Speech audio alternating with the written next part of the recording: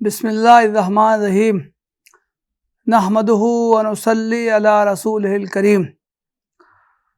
محترم بھائیوں دوستو، آج کی مجلس میں آپ حضرات کے سامنے نوافل کے بارے میں کچھ باتیں عرض کروں گا اور آخر میں چند باتیں عرض کروں گا کہ نماز میں خشوع و خضوع کیسے پیدا کیا جائے۔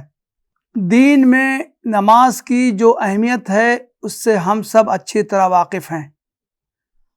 آدمی ایمان کا اظہار کرتا ہے، اس کے چند منٹ کے بعد ہی اس کے ایمان کی آزمائش ہو جاتی۔ اذان ہوئی، مؤذن نے پکارا حی علی الصلاۃ، فوراً ہر مسلمان کی، ہر اس شخص کی جو اپنے ایمان کا دعویٰ کرتا ہے اس کی آزمائش ہو جاتی ہے کہ وہ اس کے قدم مسجد کی طرف اٹھ جاتے ہیں یا نہیں، اس کے قدم مؤذن کی پکار پر اٹھتے ہیں یا نہیں، وہ نماز کی تیاری فوراً شروع کر دیتا ہے یا نہیں۔ چنانچہ ایک حدیث میں ہے کہ اللہ کے رسول صلی اللہ علیہ وسلم سے سوال کیا گیا کہ سب سے افضل عمل کون ہے؟ اللہ کے رسول صلی اللہ علیہ وسلم نے ارشاد فرمایا الصلاۃ لوقتہا، نماز کو اس کے وقت پر ادا کیا جائے۔ دوسری روایت میں ہے الصلاۃ لاول وقتہا، نماز کو اول وقت میں ادا کرنے کی کوشش کی جائے۔ نماز کا وقت ہو گیا، آدمی اپنے کام میں مشغول رہا کہ جب یہ کام پورا کر لیں گے تب نماز پڑھ لیں گے، ٹال مٹول سے اس نے کام لیا، یہاں تک کہ جب وقت ختم ہونے والا ہوا تب جا کے اس نے جلدی جلدی نماز پڑھ لی۔ اس کو تو حدیث میں منافقین کی نماز کہا گیا ہے کہ منافق کی عادت ہوتی ہے کہ وہ نماز کا وقت ہو جانے کے باوجود بھی وہ ٹالتا ہے یہاں تک کہ جب دیکھتا ہے کہ اب تو وقت تنگ ہوا جا رہا ہے تب وہ جلدی جلدی نماز پوری کر لیتا ہے۔ حدیث میں اس کو مرغ کے عمل سے تشبیہ دی گئی ہے، نقر عربان، کہ جب عصر کا وقت ہے نماز نہیں پڑھی اس نے، یہاں تک کہ جب دیکھا کہ سورج تو درد ہونے لگا ہے تو اس نے مرغ کی طرح 4 ٹھونگے مان لی۔ ایک حدیث میں ہے کہ اللہ کے رسول صلی اللہ علیہ وسلم نے فرمایا من سمع النداء فلم یجب فلا صلاۃ لہ الا من عذر، جس شخص نے اذان کی آواز سنی اور اس پر لبیک نہیں کہا، اس کے لیے فوراً تیاری شروع نہیں کر دی، مسجد کی طرف نہیں چل پڑا، اس کی تو نماز ہی نہیں ہوئی۔ گویا کہ اس نے بعد میں جیسے تیسے نماز پڑھ لی، اس کی حدیث میں کہا کہ اس کی نماز ہی نہیں ہوئی سوائے اس شخص کے جس کو کہ کوئی عذر لاحق ہو جائے اور اس کی وجہ سے اس کو نماز ادا کرنے میں کچھ تاخیر ہو۔ چنانچہ ہم دیکھتے ہیں کہ نماز کو پابندی سے ادا کرنے، نماز کی حفاظت کرنے پر بہت زیادہ زور دیا گیا ہے، قرآن کریم میں بھی اور احادیث نبوی میں بھی۔ اللہ تعالیٰ کا ارشاد ہے حافظوا علی الصلوات والصلاۃ الوسطی وقوموا للہ قانتین، نمازوں کی حفاظت کرو اور خاص طور سے درمیانی نماز کی۔ مفسرین نے درمیانی نماز کا مطلب عصر کی نماز بتایا ہے، اور بعض مفسرین نے تو کہا ہے کہ ہر نماز، اس سے مراد ہر نماز، گویا کہ اس میں نماز کی حفاظت کا تاکیدی حکم دیا گیا ہے۔ قرآن کریم میں متعدد مقامات پر اہل ایمان کے جو اوصاف بیان کیے گئے ہیں اس میں ایک وصف یہ بیان کیا گیا ہے کہ وہ اپنی نمازوں کی حفاظت کرتے ہیں۔ والذین هم علی صلواتہم یحافظون، سورہ المومنون کی آیت ہے کہ اس سورت کے آغاز ہی میں اہل ایمان کے بہت سے اوصاف بیان کیے گئے ہیں، اس میں 2 اوصاف نماز کے بارے میں ہیں۔ اس آدمی کہا گیا کہ وہ یہ ایمان لانے والے تو وہ ہیں جو برابر اپنی نمازوں کی حفاظت کرتے ہیں۔ نمازوں کی حفاظت کا مطلب ہی ہے کہ نماز کو جس طرح ادا کرنا ہے، جس وقت ادا کرنا ہے، جس طرح ادا کرنا ہے، اس طرح وہ اس کو صحیح کما کو اس کو ادا کرے۔ دین کے تمام اعمال کی بنیادی طور پر دو قسمیں کی گئیں، ایک فرض، دوسرے نفل۔ ٹھیک اسی طرح کی تقسیم نمازوں کے بارے میں بھی، کچھ نمازیں فرض کی گئی ہیں اور کچھ نمازیں جو فرض نہیں ہیں لیکن ان کی تاکید کا حکم دیا گیا ہے۔ فرض نمازیں جیسا کہ ہم سب جانتے ہیں وہ 5 نمازیں ہیں، الصلوات الخمس، فجر، ظہر، عصر، مغرب، عشاء، 5 نمازیں دن رات میں مسلمان پر فرض کی گئیں۔ ان 5 نمازوں کی ادائیگی میں وہ کوتاہی کرے گا تو وہ گناہگار ہوگا، اس کی پکڑ ہوگی، اسے بازپرس کی جائے گی۔ چنانچہ حدیث میں تو آتا ہے کہ قیامت میں تو بندے سے سب سے پہلے جس عمل کی بازپرس کی جائے گی وہ نماز کی ہوگی۔ جو نمازیں فرض کے علاوہ جو اور نمازیں ہیں جن کو کہ نفل کہا جاتا ہے، اس کی بازپرس نہیں ہوگی۔ نوافل کی ادائیگی کی بھی تاکید کی گئی ہے، اس کی ترغیب دی گئی ہے، لیکن اگر نوافل کی ادائیگی میں کسی بندے سے کوئی کوتاہی ہو جائے تو اس سے گناہ لازم نہیں ہوگا۔ ایک حدیث سے اس کی وضاحت ہوتی ہے فرض اور نفل کی۔ ایک صحابی بیان کرتے ہیں کہ ایک شخص نجد کے علاقے کا ایک بدو اللہ کے رسول صلی اللہ علیہ وسلم کی خدمت میں حاضر ہوا، بال اس کے بکھرے ہوئے تھے، وہ آہستہ آہستہ کچھ بول رہا تھا لیکن اس کی آواز صاف سنائی نہیں دے رہی تھی، وہ کچھ آہستہ آہستہ بولتا ہوا آ رہا تھا، آ کے اللہ کے رسول صلی اللہ علیہ وسلم کی خدمت میں جب وہ پہنچا تو اس نے اسلام کے بارے میں اللہ کے رسول صلی اللہ علیہ وسلم سے سوال کیا، اسلام کیا؟ آپ بتائیے کہ اسلام میں کیا کیا باتیں شامل ہیں؟ اللہ کے رسول صلی اللہ علیہ وسلم نے فرمایا 5 صلوات فی الیوم واللیلہ، 5 نمازیں ہیں وہ دن اور رات پر تم پر فرض ہیں۔ اس نے کہا کیا اس کے علاوہ اور میرے اوپر کوئی چیز لازم نہیں ہے؟ اللہ کے رسول صلی اللہ علیہ وسلم نے فرمایا نہیں، الا ان تطوع، فرض تو صرف یہی ہے، تم اس کے علاوہ جو کچھ بطور نفل پڑھو تو اچھا ہے، وہ تمہارے ذمہ لازم نہیں۔ پھر آپ نے فرمایا وصیام شہر رمضان، رمضان کے مہینوں کے روزے بھی یہ فرض ہے۔ اس نے کہا بس اس کے علاوہ اور کوئی روزے نہیں؟ اللہ کے رسول نے فرمایا لا الا ان تطوع، ہاں بس اتنے ہی روزے فرض ہیں، اس کے علاوہ تم نفل رکھ سکتے ہو۔ اسی طرح اللہ صلی اللہ علیہ وسلم نے زکوٰۃ کا بھی تذکرہ کیا، اس نے پھر یہی سوال کیا کہ بس زکوٰۃ فرض ہے؟ اللہ صلی اللہ علیہ وسلم نے فرمایا لا، کیا میرے علاوہ اس پر اور کچھ فرض نہیں؟ اللہ صلی اللہ علیہ وسلم لا الا ان تطوع، ہاں اور کچھ فرض نہیں، تم اس کے علاوہ نفل تو کر سکتے ہو۔ حدیث میں ہے کہ وہ شخص جب واپس پلٹا تو وہ کہنے لگا واللہ لا ازید علی ھذا ولا انقص منہ، اللہ کی قسم میں تو بس اتنا جو اللہ کے رسول صلی اللہ علیہ وسلم نے جتنا بتایا اتنے ہی پہ عمل کروں گا، اس پر میں نہ کچھ اضافہ کروں گا نہ اس میں کچھ کمی کروں گا۔ اللہ کے رسول صلی اللہ علیہ وسلم نے فرمایا افلح ان صدق، اگر یہ بندہ جو ہے اپنی بات میں سچا ہے، جو کا تو اسی پر عمل کرے گا جو کچھ کہہ رہا ہے تو وہ کامیاب ہو گیا۔ یہ حدیث بخاری، مسلم اور حدیث کی دوسری کتابوں میں آئی۔ اس حدیث سے فرض اور نفل کا فرق واضح ہو جاتا ہے۔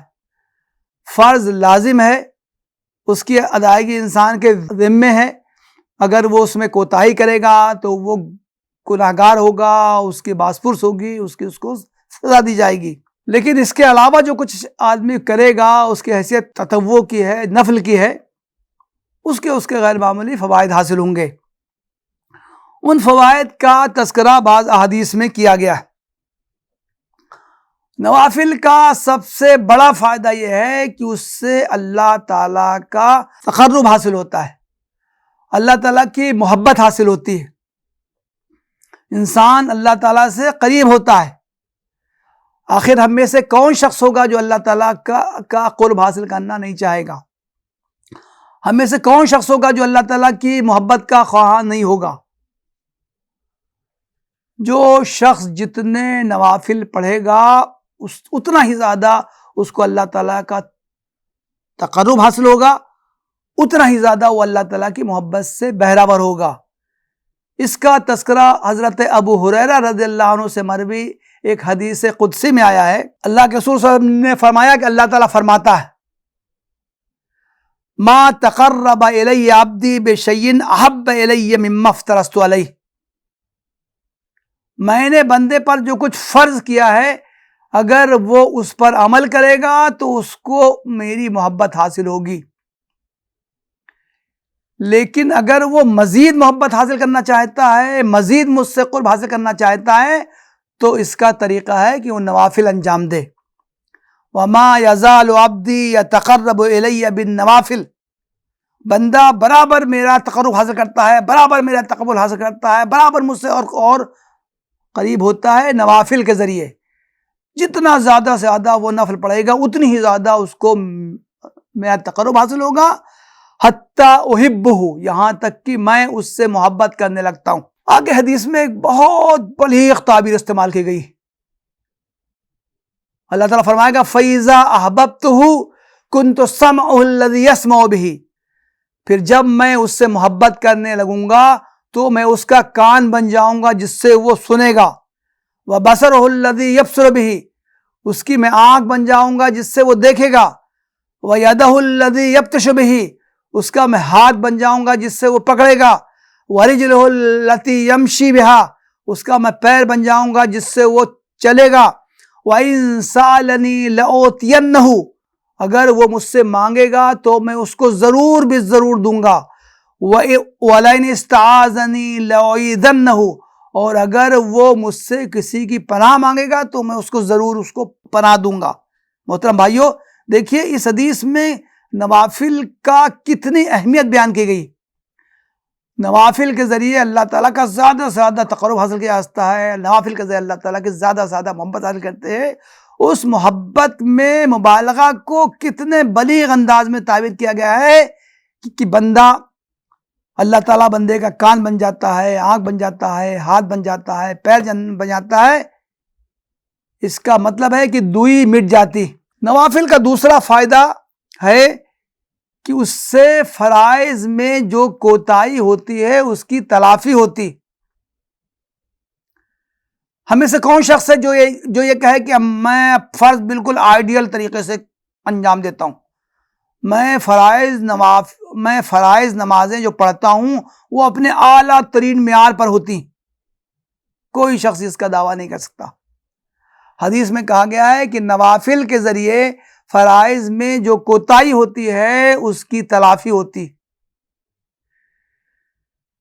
ایک حدیث میں ہے، اللہ کے رسول صلی اللہ علیہ وسلم فرماتے ہیں ان اول ما يحاسب الناس بیوم القیامہ من اعمال الصلاۃ، لوگوں سب سے پہلے جن چیزوں کا حساب لیا جائے گا بندوں سے وہ نماز۔ اللہ تعالیٰ فرشتوں کو مخاطب کر کے فرمائے گا انظروا فی صلاۃ عبدی اتمہا ام نقصہا، حدیث میں کہا گیا اللہ تعالیٰ کو ہر بات کی خبر ہے، لیکن اللہ تعالیٰ اپنے فرشتوں سے کہے گا کہ دیکھو میرے بندے کی نمازوں کو دیکھو، اس نے وہ نمازیں ٹھیک سے پڑھی ہیں یا ان میں کچھ اس سے کوتاہی رہ گئی۔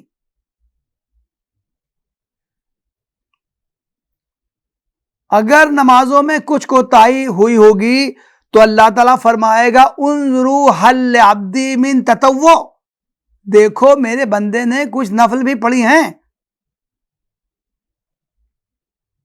حدیث میں کہا گیا کہ اگر اس نے کچھ نفل بھی پڑھی ہوں گی تو اللہ تعالیٰ فرمائے گا کہ اس کے فرائض میں جو کچھ کوتاہی ہوئی ہے اس کے نوافل کے ذریعے اس کو پورا کر دو۔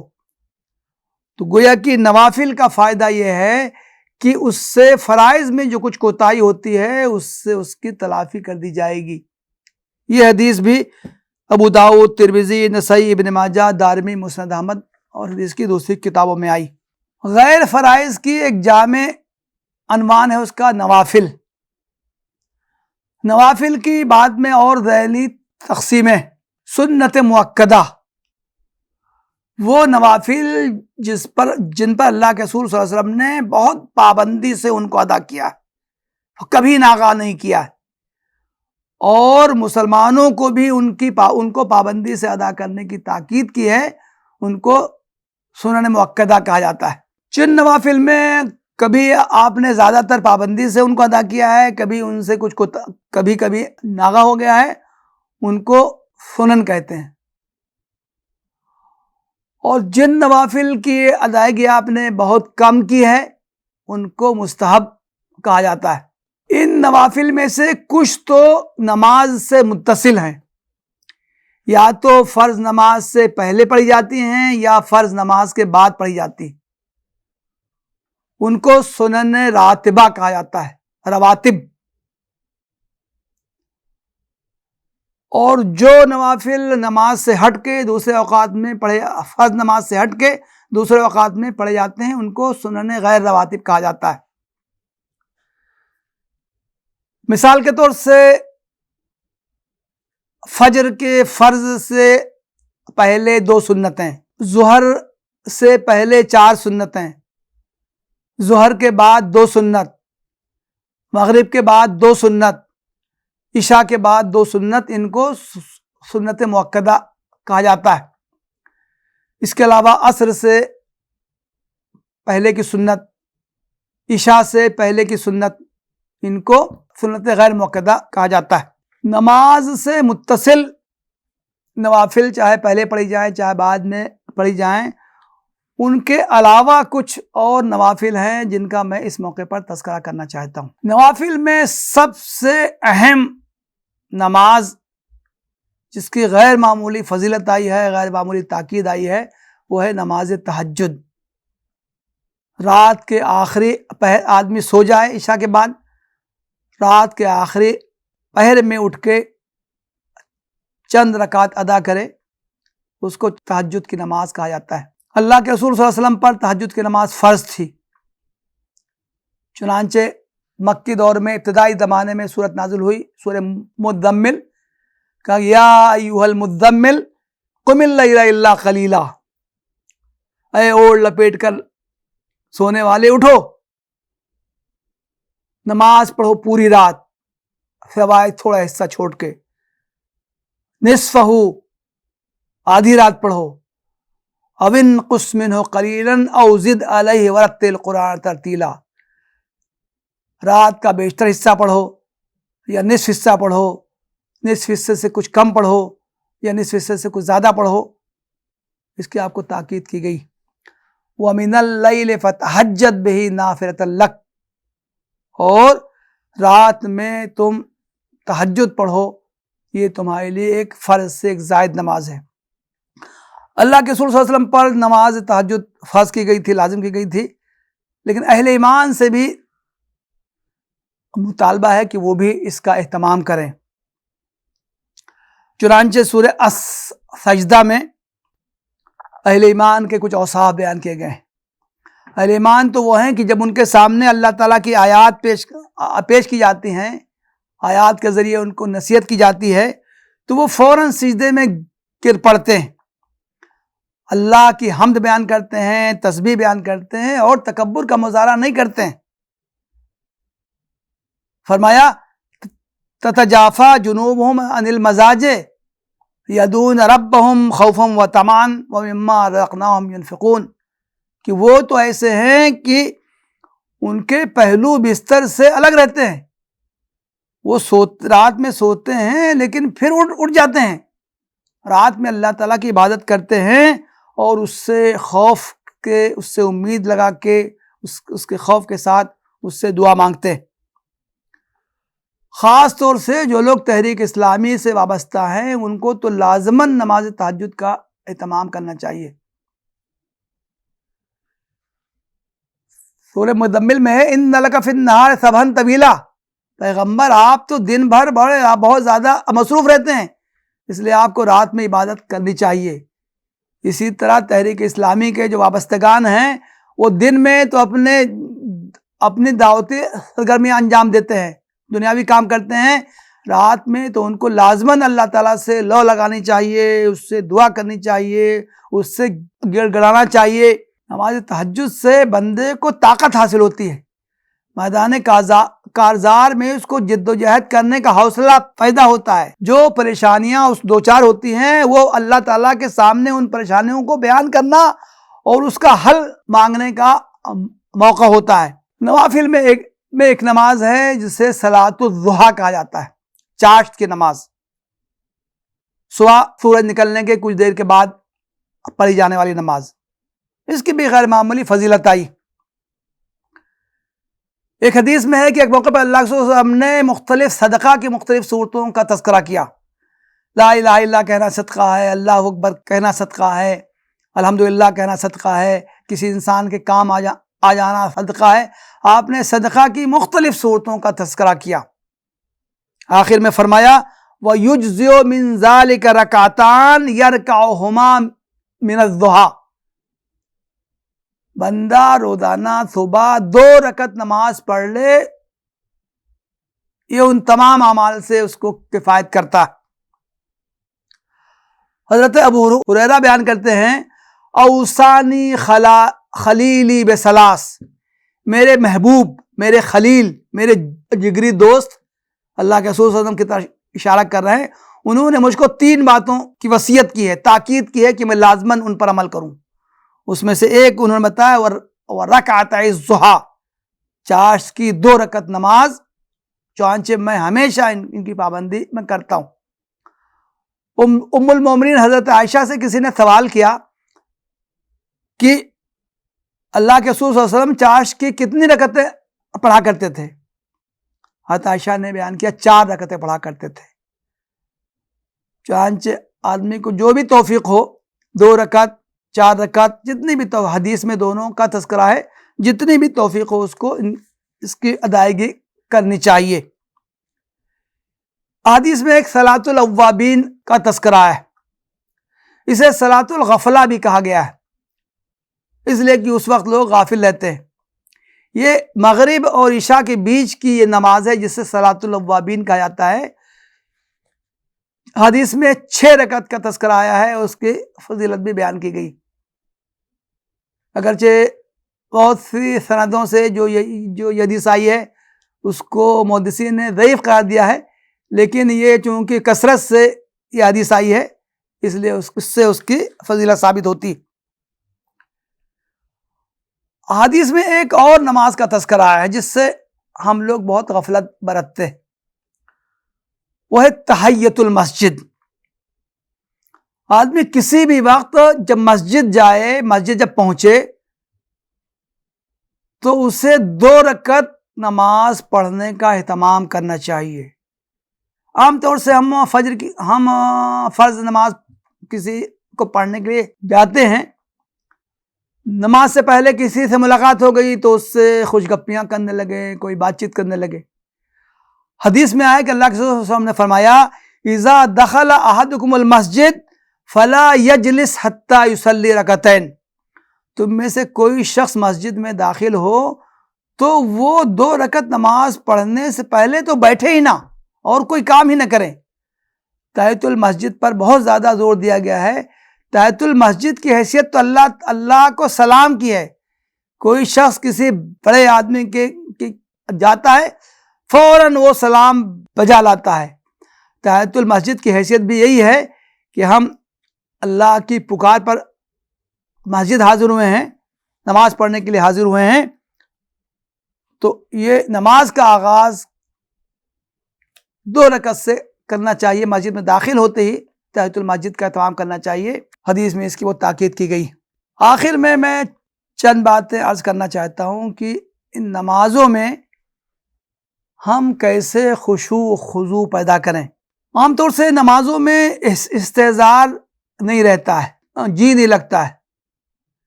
نماز ہمارے اعضاء اور جوارح تو حرکت کرتے ہیں، رکوع کرتے ہیں، سجدہ کرتے ہیں، اٹھتے ہیں، قعدہ کرتے ہیں، لیکن ہمارا دماغ کہیں اور کام کرتا ہوتا ہے۔ قرآن و حدیث میں خشوع پر بہت زیادہ زور دیا گیا ہے۔ سورہ المومنون کی ابتدائی آیت ہے قد افلح المومنون الذین هم فی صلاتہم خاشعون، ایمان لانے والے تو کامیاب ہو گئے، ان کی کامیابی تو یقینی ہے۔ ایمان لانے والے وہ ہیں جو نمازوں میں خشوع اختیار کرتے ہیں۔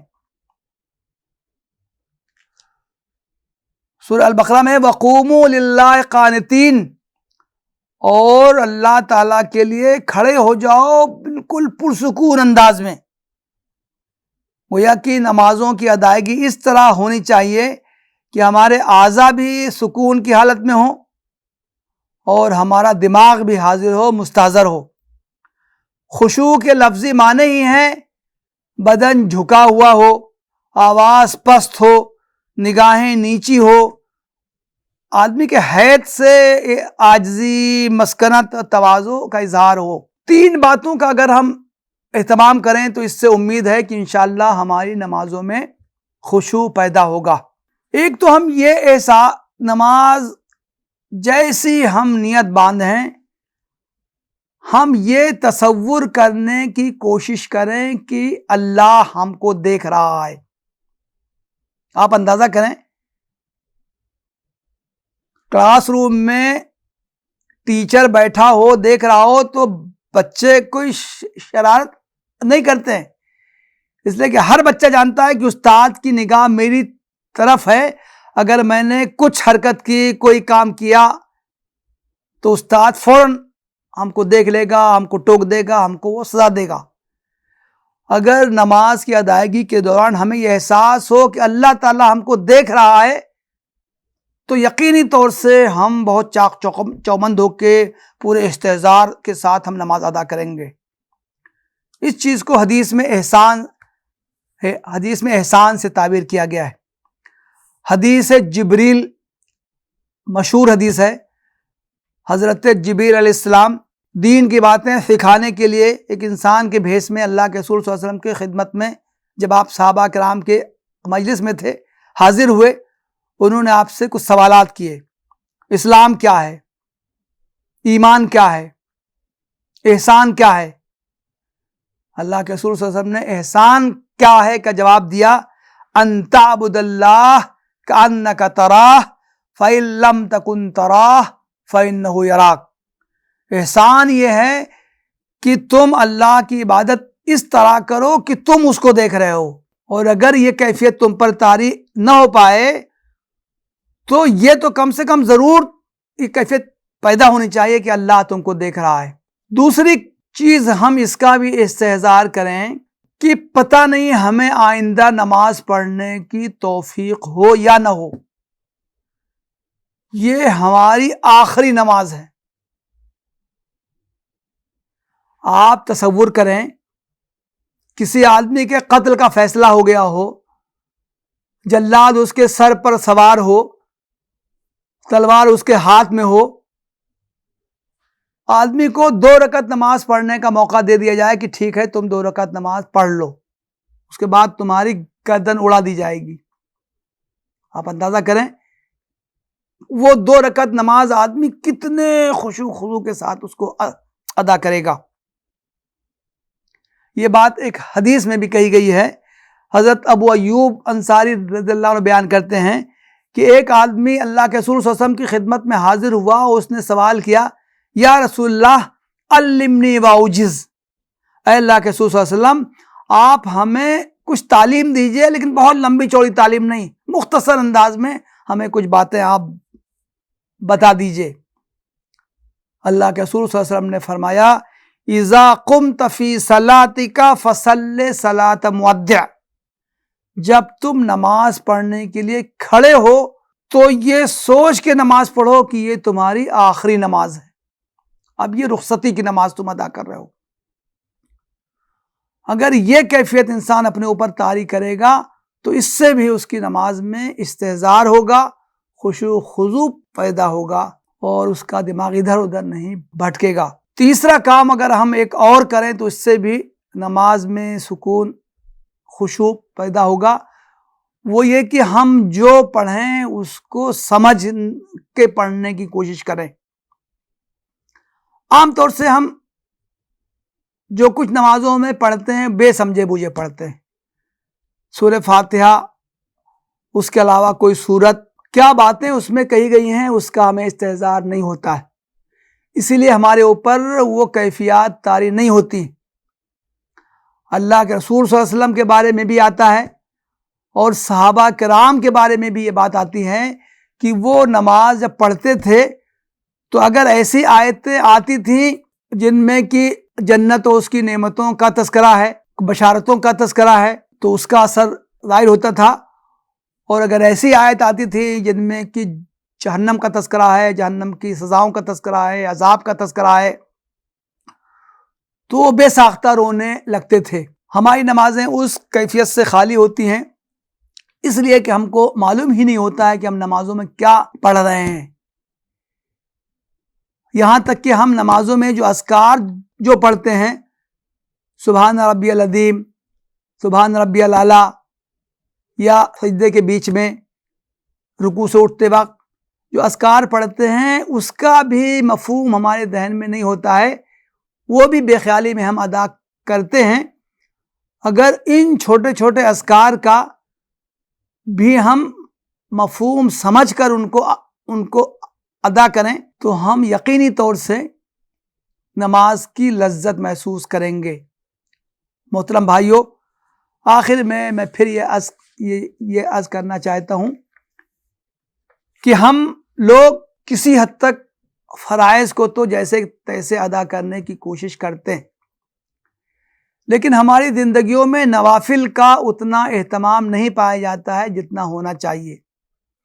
اللہ کے رسول صلی اللہ علیہ وسلم کے بارے میں تو آتا ہے کہ آپ تو اتنے کثرت سے نوافل پڑھتے تھے کہ آپ کے پیروں میں ورم پڑ جاتا تھا۔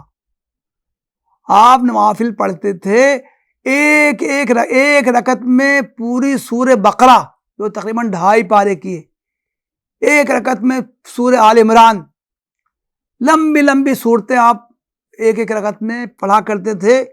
اتنی زیادہ دیر تک آپ نوافل پڑھتے تھے کہ ام المومنین حضرت عائشہ اور دوسرے صحابہ بیان کرتے ہیں کہ آپ کے پیروں میں ورم آ جاتا تھا۔ یہ پیروں میں ورم 5 منٹ 10 منٹ 15 منٹ 20 منٹ کی نماز پڑھنے سے نہیں آئے گا، زیادہ اوقات میں نماز پڑھنے کا آئے گا۔ اللہ کے رسول صلی اللہ علیہ وسلم سے یہ کہا گیا کہ آپ اتنی نمازیں کیوں پڑھتے ہیں؟ اللہ تعالیٰ نے تو آپ کے تمام گناہ بخش دیے ہیں۔ اللہ کے رسول صلی اللہ علیہ وسلم نے جواب دیا، افلا اکون عبدا شکورا، کیا میں اللہ تعالیٰ کا شکر گزار بندہ نہ بنوں؟ یہی حال صحابہ کرام کا بھی تھا، یہی حال صحابیات رضی اللہ عنہن کا بھی تھا۔ نمازوں سے ان کو بے انتہا شغف تھا، فرائض سے آگے بڑھ کر وہ زیادہ سے زیادہ وہ نوافل کا اہتمام کرتے تھے۔ ہمیں بھی نوافل کا زیادہ سے زیادہ اہتمام کرنے کی کوشش کرنی چاہیے، اور اسی طرح خاص طور سے جن نمازوں کی بھی ادائیگی کی ہمیں توفیق ہو، ہم کوشش کریں کہ ہماری وہ نمازیں صرف اعضاء و جوارح کی حرکات کا نام نہ ہو، بلکہ نمازوں میں ہمیں پورا استحضار ہو، ہماری نمازیں خشوع و خضوع سے معمور ہوں۔ اللہ تعالی ہم کو اس کی توفیق عطا فرمائے۔ وآخر دعوانا ان الحمدللہ رب العالمین۔